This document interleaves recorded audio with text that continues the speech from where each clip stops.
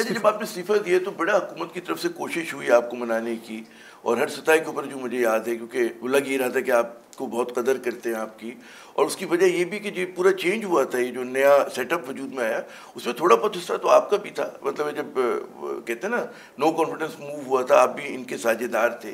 तो ये यकीन दहानी नहीं करा सके, जरदारी साहब हुए, शरीफ ख़ानदान के लोग हुए, कि जनाब मतलब वो वैसे तो बात करते हैं, बलूचिस्तान के हकूक़ की भी बात करते हैं, जमहूरियत की भी बात करते हैं, हम नाम के शरीफ हैं, इस मुल्क में शराफत रही कहाँ है।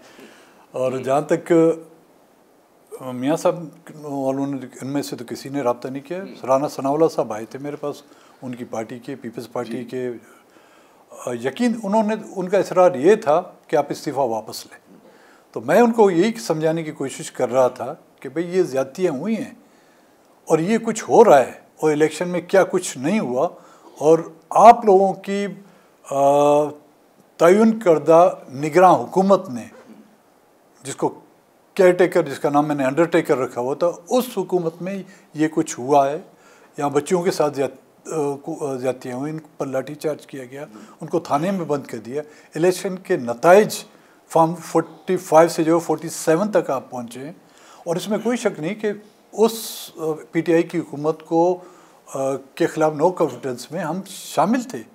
लेकिन PTI को के साथ हम शामिल थे एक मुआहदे के तहत। जब वो अपने उस मुआहदे पर अमल दरामद ना कर पाई, तो ये हमारा आइनी, कानूनी और एक इखलाकी फ़र्ज़ था कि हम उसका इत्तेहाद छोड़ देते।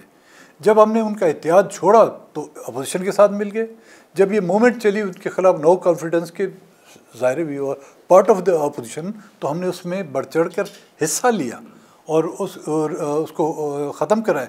लेकिन हम ये समझे थे कि इन पुराने वाक़यात और हालात के बाद PMLN और पीपल्स पार्टी को कुछ सबक सीखा होगा।